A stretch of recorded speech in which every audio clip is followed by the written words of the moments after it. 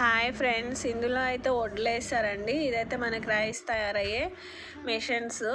మా సార్ వాళ్ళ rice milk ఒకసారి చూద్దామని వెళ్ళాను. నాకు చాలా బాగా నచ్చింది. సరే వీడియో అయితే తీసుకుందామని చెప్పేసి నేనైతే వీడియో తీశాను. మిల్లులంతా మిషన్స్, చాలా పెద్ద పెద్ద మిషన్స్ అయితే ఉన్నాయండి. చూడండి, మీకు వీడియోలో మొత్తం మిషన్స్ అయితే చూపిస్తున్నాను. పక్కన వడ్ల బస్తాలు కూడా చాలా ఉన్నాయి. ఆ మిల్లులో వేసిన వడ్లు సపరేట్ అయ్యి ఈ విధంగా బియ్యం అయితే వస్తుందండి. చూసారా, నూక అనేది లేకుండా, ఇసుక కానీ మట్టి పెడ్డలు అనేది లేకుండా ఎంత నీట్గా అయితే వచ్చాయో బియ్యం అయితే. చాలా బాగా వచ్చాయి. రైతులు ఎంతో కష్టపడి మిల్లుకు తీసుకెళ్తే మిల్లులో కూడా చాలామంది కష్టం వల్లనే ఈ రైస్ అయితే మనకి తినడానికైతే వస్తుందండి. మనం ఆర్డర్ చేసే విధానాన్ని బట్టి వాళ్ళైతే బియ్యాన్ని ఆడిస్తారండి.